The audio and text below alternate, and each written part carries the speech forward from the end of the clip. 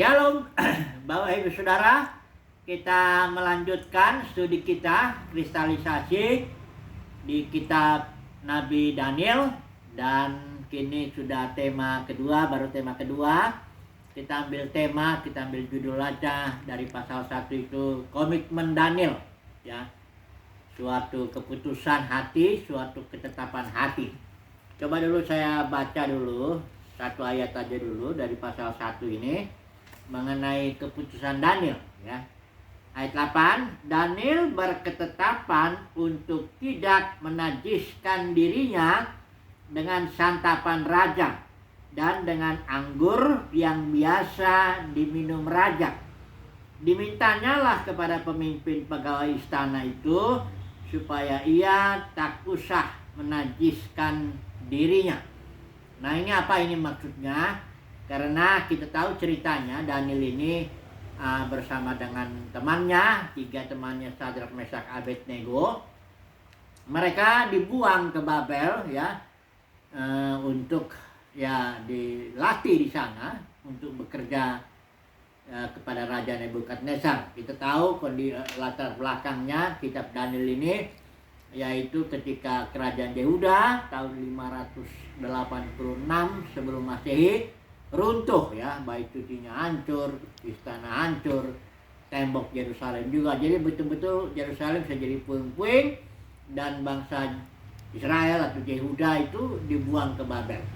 Daniel termasuk ikut dibuang, tapi ada maksudnya supaya Daniel dan temannya ini dipilih lah, ya, oleh raja untuk nanti dilatih selama 3 tahun. Bekerja, nanti diajarin dulu tulisan dan bahasa orang Kasdim, setelah itu nanti akan bekerja di kerajaan Babel, ya. Nah, di dalam zaman itu sudah biasa bahwa makanan-makanan yang untuk raja itu dipersembahkan dulu kepada dewa-dewa mereka itu, ya. Kalau Babel itu dewanya namanya Bel.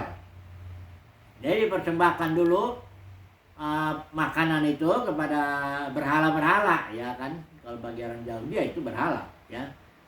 Nah, Daniel tidak mau makan makanan yang sudah dipersembahkan kepada berhala. Dia tidak mau mencemarkan dirinya, kira-kira begitu, ya, dengan berhala orang Babel ini.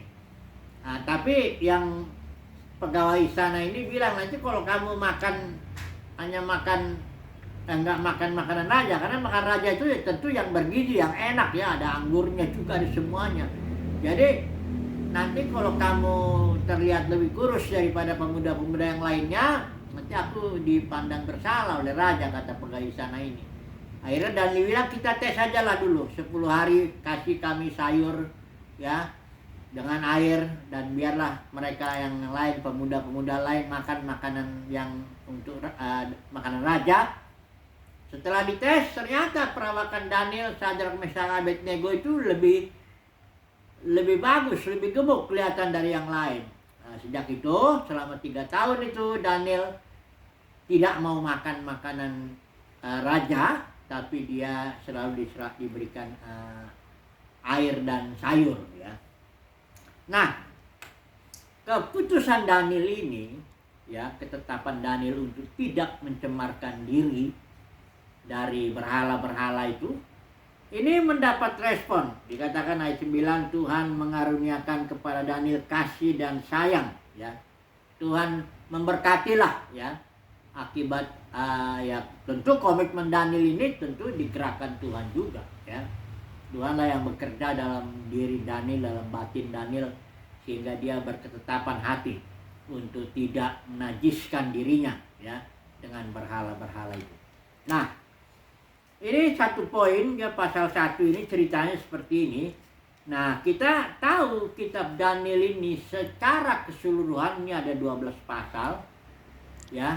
Ini satu tema utama yang sudah kita bahas, kedaulatan Tuhan, yaitu, coba dulu kita baca aja, ya, ayat kunci dari kitab Daniel ini. Daniel pasal 4 ayat 17, ya. Kita baca aja dulu sebentar sekali lagi. yang maha tinggi berkuasa atas kerajaan manusia dan memberikannya kepada siapa yang dikehendakinya. Bahkan orang yang paling kecil sekalipun dapat diangkatnya untuk kedudukan itu. Jadi sebenarnya seluruh kitab Daniel ini itu satu pesan bahwa Tuhan berkuasa, berdaulat, menentukan siapa yang mau menjadi raja, ya berapa lama dia akan memerintah, dan bagaimananya itu ditentukan oleh Tuhan, Raja Sorga begitu. Jadi Daniel ini diutus ke Babel, ya Tuhan menggerakkan Daniel bawa ke sana. Satu misinya jelas, dia mau membuktikan bahwa Elohim atau Yahweh itu berkuasa atas segala sesuatu, ya. Jadi Daniel di sini ditantang dia, ya, untuk membuktikan bahwa memang Elohim itu atau Tuhannya Daniel itu berkuasa atas segala sesuatu, ya. Untuk itu Daniel harus mulai dengan komitmen dulu, Bapak Saudara. Jadi segala sesuatu harus mulai dari dalam hati, dari dalam batin, ya. Apapun juga yang kita mau lakukan itu mulainya harus di dalam batin dulu, ya. Suatu keputusan dalam batin bahwa aku tidak mau menajiskan diri dengan berhala-berhala, aku mau mengikut Tuhan dengan sepenuh hati, ya harus mulai dulu dari batin. Soal nanti dalam perjalanan banyak tantangan, banyak kegagalan juga, barangkali ada banyak kesulitan-kesulitan, itu soal yang lain. Tapi yang pertama harus ada suatu ketetapan hati seperti Daniel di sini. Daniel berketetapan hati, ya. Kalau istilah dalam Filipi itu dibilang kerjakanlah keselamatanmu dengan takut dan gentar, karena sebenarnya Tuhan sendiri yang bekerja di dalam diri kamu, memberikan kemauan maupun pekerjaan menurut kerelaannya. Jadi yang sebenarnya Tuhan duluan, ya. Tuhan dululah yang bekerja dalam diri Daniel. Sedemikian sehingga Daniel mengambil suatu keputusan. Ini keputusan ini sangat penting ini, ya. Justru karena keputusan inilah akhirnya, karena komitmen Daniel inilah maka terjadi, ya, mujizat demi mujizat, pertolongan Tuhan dan sebagainya. Nah, kita coba dulu langsung saja aplikasikan, ya, dalam kehidupan kita. Atau kalau kita mau lihat dulu sebentar, ya, mengenai berhala ini, ya, untuk mengingatkan sedikit, ya, mengapa Daniel begitu memiliki kepekaan terhadap berhala-berhala ini. Karena begini, Daniel dengan Yeskiel itu satu zaman dia. Yeskiel juga ada di Babel. Yeskiel melihat di dalam bait suci Yerusalem itu, ya, ada banyak penyembahan berhala, ya. Itulah yang menyebabkan Tuhan mengizinkan hancur bait suci itu. Kalau kita lihat sebentar dulu, ya, kita buka dulu sebentar Yeskiel pasal 8. Di sini jelas dinyatakan kepada Yeskiel, Nabi Yeskiel itu, bahwa dalam bait suci itu terjadi banyak penyembahan berhala. Kalau kita lihat di Yeskiel pasal 8 itu, ya, yang pertama kita lihat ayat 6, ya. Hai anak manusia, kau lihatkah apa yang mereka perbuat, ya? Perbuatan keji yang besar-besar, ya. Dikatakan di sini di atasnya ayat 5 itu dikatakan terdapat berhala cemburuan di dalam bait suci, ya. Itu yang pertama. Yang kedua, di ayat 11 juga dikatakan di sini, di hadapannya, nih, di hadapan segala berhala-berhala ini berdiri 70 tua-tua kaum Israel. Jadi yang menyembah berhala itu ya tua-tuanya pemimpinnya Israel, ya. Di dalam bait suci itu terjadi penyembahan berhala itu, ya. Kemudian yang ketiga, ada di sini dikatakan Dewa Tamus, ya. Ada perempuan-perempuan juga yang menangisi Dewa Tamus, ya. Ada juga penyembahan berhala di situ. Kemudian yang satu lagi nih, 25 orang, ayat yang ke-16. 25 orang laki-laki yang membelakangi bait Tuhan dan sujud kepada matahari, ya, seperti berhalanya lah matahari. Nah, jadi Israel itu hancur, Bait Sucinya pun hancur, itu karena penyembahan berhala.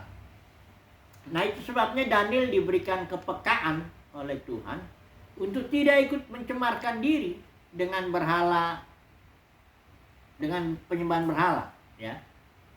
Nah, ini satu fakta ya, sejarah ya. Nah, mari kita coba aplikasikanlah dulu langsung kepada saat ini. Baik pada pribadi kita maupun kepada gereja. Nah, ini yang kita mau melihat ya. Coba dulu kita lihat yang kepada pribadi kita. Ada di Roma pasal 12 ayat 2. Saya bacakan aja ya. Apa yang tertulis di sini. Mari kita melihat. Ini saya pakai ILT ya. Roma 12 ayat 2. Dan janganlah menjadi serupa dengan zaman ini. Kalau dalam terjemahan Ela itu dunia ini, ya. Janganlah menjadi serupa dengan zaman ini atau dunia ini, tetapi biarlah kamu diubah oleh pembaharuan pikiranmu agar kamu membuktikan apa itu kehendak Elohim yang baik, yang berkenan, dan yang sempurna. Nah, di sini Paulus memberi nasihat setelah dia menguraikan keselamatan itu, ya. Trilogi keselamatan ya. Pertama, justification by faith, bahwa kita dibenarkan semata-mata karena iman, darah Yesus membasuh segala dosa kita. Kemudian sanctification by faith, bahwa kita dikuduskan. Ya, ini pekerjaan salib Kristus, manusia lama kita telah turut disalibkan. Baru yang ketiga nanti glorification by faith. Ini nanti ketika kita mendapat tubuh baru, ketika kita sebagai putra-putra Elohim dinyatakan, ditampilkan. Ini di Roma pasal 8 ya. Selesai sudah keselamatan itu, barulah masuk pada hal yang praktis. Paulus memberi nasihat. Nasihatnya, janganlah kamu menjadi serupa dengan dunia ini. Yang diutamakan di sini pikirannya. Pikiran duniawi atau pikiran zaman ini. Ya, kalau kita melihat pikiran zaman ini secara umum, tentu orang mencari kekayaan, ya, karena mamon itu sudah menjadi apa ya? Kalau Tuhan itu membandingkan dirinya itu dengan mamon, Tuhan bilang begini, nggak ada seorang pun yang bisa mengabdi kepada dua tuan, pada mamon atau kepada Tuhan, nggak bisa. Dia mesti salah satu. Ya. Jadi pikiran yang terfokus kepada mamon, nah ini yang harus diubahkan itu, ya, pembaharuan budi, ya. Hidup ini ya jelas butuh uang, butuh kita, Tuhan juga tahu itu ya. Kita butuh makanan, minuman, pakaian, tempat tinggal dan sebagainya. Itu tahu. Tetapi kalau pikiran kita fokusnya ya kepada mamon, nah disinilah yang harus pembaruan. Akibatnya apa? Akibatnya nggak ngerti kehendak Tuhan. Di sini dibilang, kalau ingin ngerti kehendak Tuhan, berubah dulu, pembaharuan budi dulu, ya. Jangan dulu fokus kepada mamon, ya. Kalau udah fokus kepada mamon, bagaimana lagi mau cari kehendak Tuhan? Nggak bisa. Jadi saudara, ini yang berhala ya. Berhalanya modern ini tentu bukannya kayak zaman-zaman Daniel itu ya patung-patung ya, macam-macam lah yang bersifat jasmani kelihatan gitu ya, matahari disembah dan sebagainya. Tapi yang berhalanya orang modern ini ya mamon, ya, kekayaan menjadi center, menjadi pusat kehidupan seseorang. Itulah berhalanya. Bisa juga berhalanya dirinya, ya, keinginannya, nafsunya, ya bisa itu. Ya, tapi pendeknya, kalau orang sudah fokus kepada berhalanya, sudah nggak mungkin lagi mengerti kehendak Tuhan. Sementara kalau kita mengabdi kepada Tuhan, melayani Tuhan itu artinya melakukan kehendak Tuhan dalam kehidupan kita sehari-hari. Jadi Saya melihatnya begini ya, atau saya beri contoh lah dulu suatu pengalaman pribadi saya. Ketika itu ya, itu waktu itu SMA saya, itu sekitar tahun 78. Itu ada satu pengalaman dalam kehidupan saya yang mengubah fokus pikiran saya ya. Suatu pengalaman yang suatu pertemuan lah dalam mimpi, bertemu dengan Tuhan ya, mengalami pengalaman bersama Tuhan yang membuat pikiran saya seluruhnya berubah. Bukan setelah itu nggak ada kegagalan, nggak ada tantangan, nggak ada kesusahan dan nggak ada penderitaan, bukan begitu. Tapi fokus saya berubah total sejak pengalaman itu. Saya beri contoh kayak Paulus juga itu seperti begitulah kurang lebih. Dia tadinya fokus pelayanan, dia ya pikirannya sepenuhnya ya, dia merasa itu Tuhan yang dia sedang melayani Tuhan dengan menyiksa atau mengejar-ngejar gereja, mau membinasakan gereja. Dia merasa sedang melayani Tuhan, tapi itu sebenarnya Tuhannya tanda kutip. Karena Yesus bilang begitu Paulus disorot, Saulus ya dulu ya namanya, disorot begitu, langsunglah dia berubah. Yang tadinya penganiaya gereja, dia berubah langsung fokusnya, sehingga dia membangun gereja, malah dipakai Tuhan menjadi alat sebagai seorang ahli bangunan, membangun ya gereja. Nah ini perubahan fokus ini yang perlu ini Bapak Saudara. Kalau orang fokusnya ya masih berhalanya, itu masuk pelayanan pun dia bikin repot itu ya. Itu makanya nanti kita lihat masuk poin, sebelum kita ambil kesimpulan masuk poin ke gereja ini. Apakah dalam gereja ini ada banyak penyembahan berhala? Nanti kita akan melihat itu ya. Masalahnya kalau orang fokusnya nggak berubah, ya dia sebenarnya membawa berhala itu ya. Tindakan ini sebenarnya seperti Daniel, harus satu kali dan tegas gitu, cetak, udah. Nanti diproses memang, disempurnakan, didewasakan ya, dalam proses mencari kehendak, mengerti kehendak Tuhan, menjalankan kehendak Tuhan, itu proses semua. Tapi harus ada satu titik, katakanlah titik balik ya.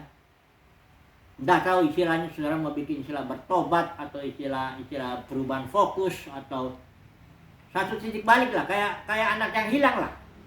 Kita tahu ya anak yang hilang ceritanya itu di Lukas 15. Dia tadinya di rumah bapaknya kan. Dia nggak suka bersekutu dengan bapaknya. Dia bilang, saya mau pergi ke negeri yang jauh. Ya, dia lebih suka bersekutu dengan pelacur-pelacur, dengan semua. Dia rasa itu yang lebih menyenangkan hidup itu. Ya, makanya dia bilang sama bapaknya, minta bagiannya, aku mau pergi. Nah karena bapak ini ya tentu dia tidak mau memaksa anaknya. Biarlah anak ini perlu belajar dulu ya. Keluarlah anaknya dari rumah ini, dari rumah bapaknya ini. Berjalanlah dia menurut keinginannya dengan fokus dengan berhalanya itu. Dia berjalan terus akhirnya sampai kepada satu titik. Itu ada ayat yang bagus di situ.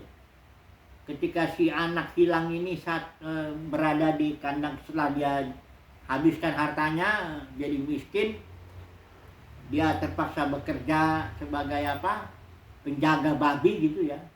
Dia karena lapar, dia ingin makan makanan babi itu. Baru dia di sini dikatakan dia sadar. Lalu ia menyadarinya. Itulah titik balik itu. Si anak hilang ini tersadar. Di rumah bapakku begitu banyak makanan. Aku di sini mau mati kelaparan. Akhirnya dia ambil keputusan, aku mau pulang ke rumah bapakku. Nah ini dia, ya. Jadi selama ini sebenarnya dia kayak nggak sadar gitu, ya. Dia berjalan menurut berhalanya, keinginannya, hawa nafsunya, tapi ada satu titik di mana anak hilang ini menyadari keadaannya. Nah ini yang dimaksud itu, Bapak Saudara. Ya, suatu keputusan, suatu komitmen. Aku mau mengikut Tuhan, kira-kira begitulah ya. Ini perlu suatu keputusan seperti itu ya. pembaruan budi, perubahan fokus. Itu yang harus kita ambil dulu. Kemudian kita masuk kepada gereja ini, ya. Nah, jadi di dalam gereja kita berpikir itu sempurna gereja itu, ya kan, tidak ada berhala. Nah, ini yang perlu kita. Saya sebenarnya sudah banyak berkali-kali bicara itu. Wahyu pasal 2 pasal 3 itu, gereja itu sudah jatuh. Enggak lagi dia gereja. Sebenarnya gereja sudah tidak ada lagi.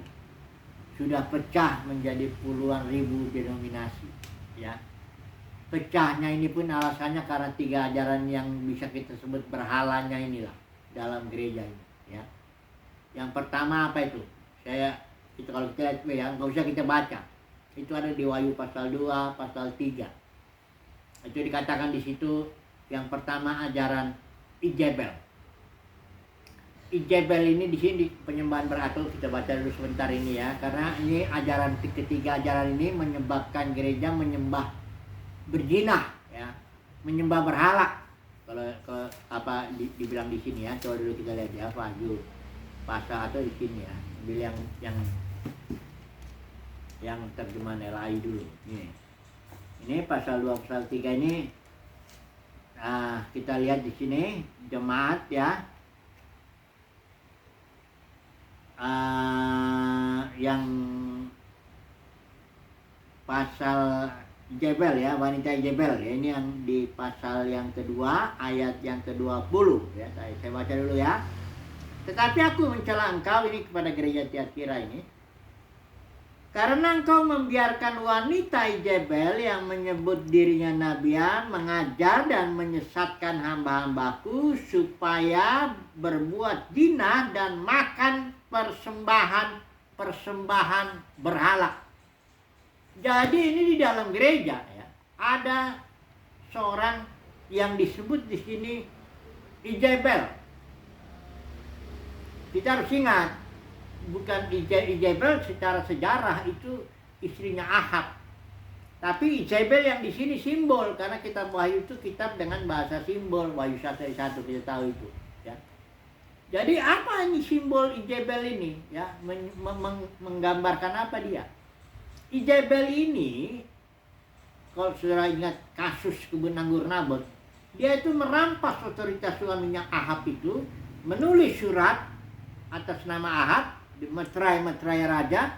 Dia membuat satu rencana untuk membunuh Nabot, ya. Intinya dia merampas otoritas daripada suaminya. Nah, Ijebel dalam gereja itu adalah para pemimpin yang merampas otoritas Yesus atas umatnya.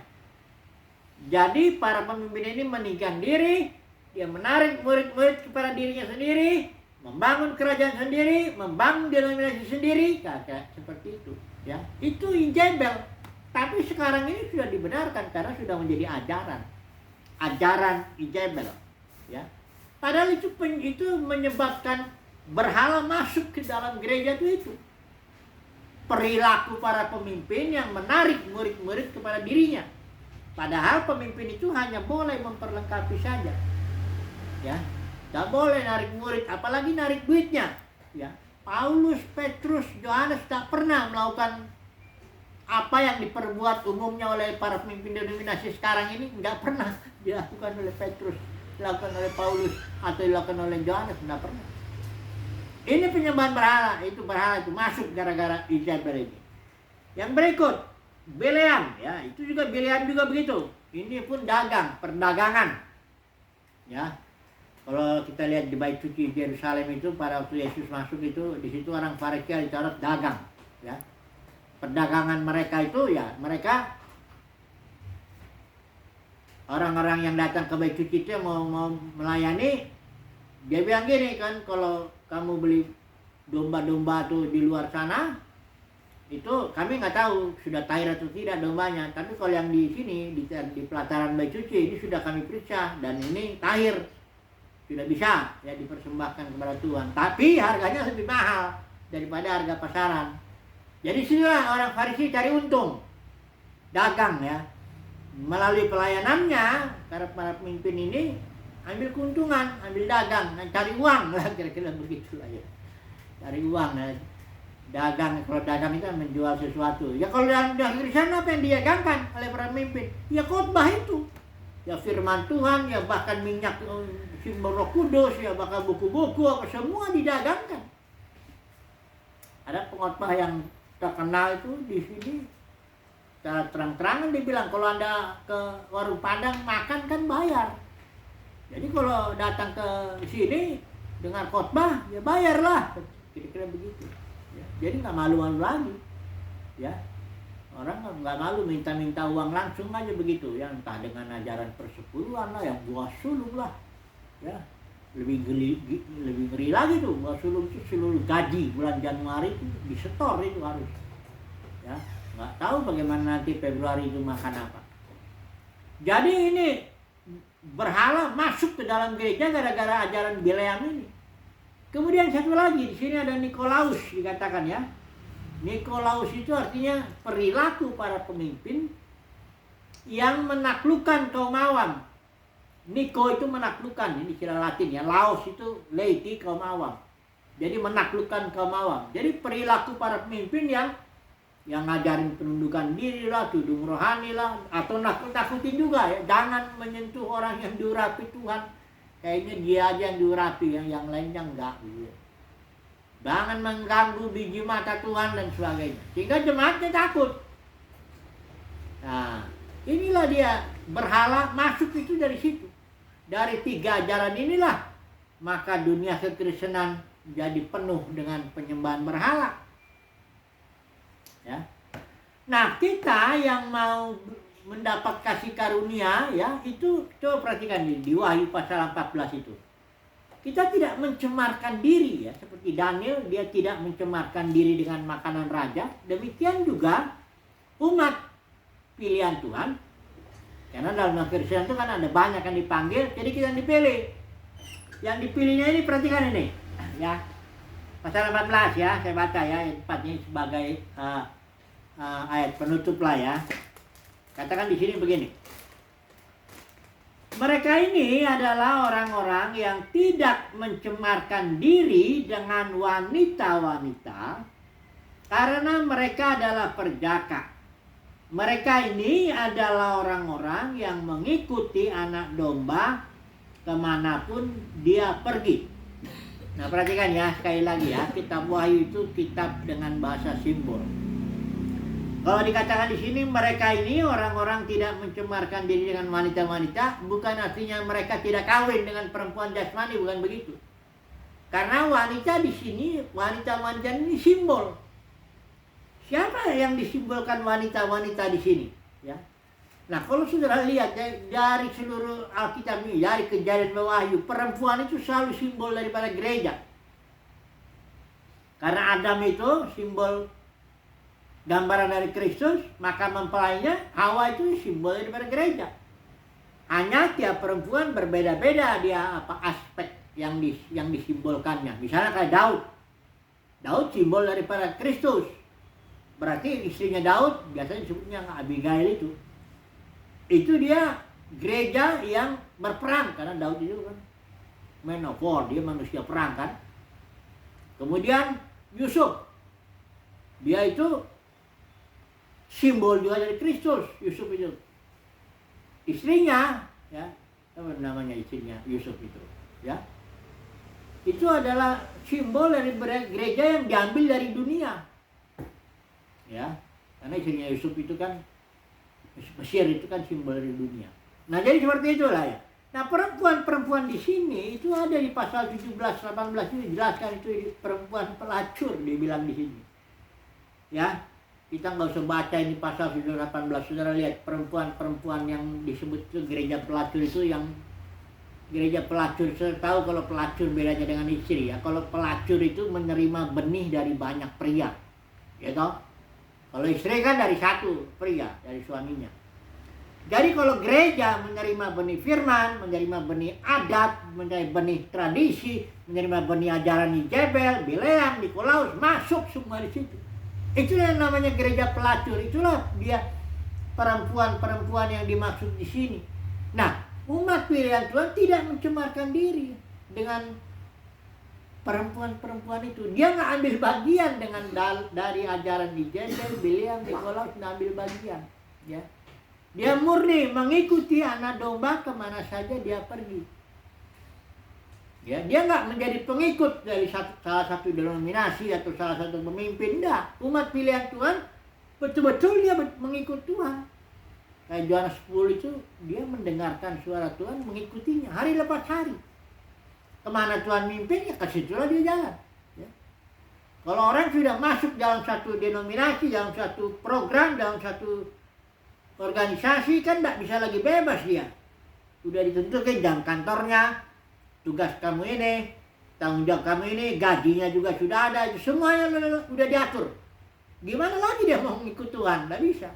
Kalau ada orang datang ke satu denominasi, saya di sini mau dengar suara Tuhan.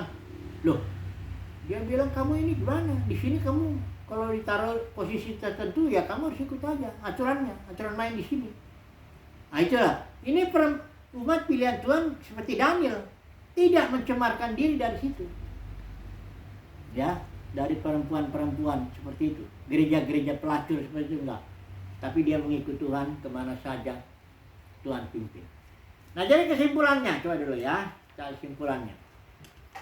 Segala sesuatu harus dimulai dengan hati, dari komitmen dalam hati, dalam batin. Ya. Dalam kasus Daniel, komitmen Daniel itu tidak mencemarkan diri dengan makanan raja, karena makanan raja sudah dipersembahkan kepada berhala. Nah kalau kita saat ini, apa komitmen kita? Kalau dari firman Tuhan bilang ini, komitmen kita pertama, putuskanlah. Ya, fokus hidup kita ini apa ini? Mamon atau Tuhan? Itu aja dulu. Putuskan dulu itu. Ya. Tapi umat pilihan Tuhan pastilah ya. Oleh karena pengalaman bersama Tuhan, dia akan putuskan, aku ikut Tuhan. Kemudian yang berikut, karena dunia Kristen gereja udah jatuh. Ya. Masuk banyak penyembahan berhala, Jezebel, Biliam, Nikolaus. Putuskan juga bahwa kita tidak mencemarkan diri dengan perempuan-perempuan seperti itu, dengan denominasi-denominasi seperti itu. Kita nggak campur tangan dalam soal uang, jabatan, kemuliaan manusia, main-main dengan itu ya, nggak begitu. Kita mengikut Tuhan apa adanya dan Tuhan pelihara hidup kita. Haleluya, amin.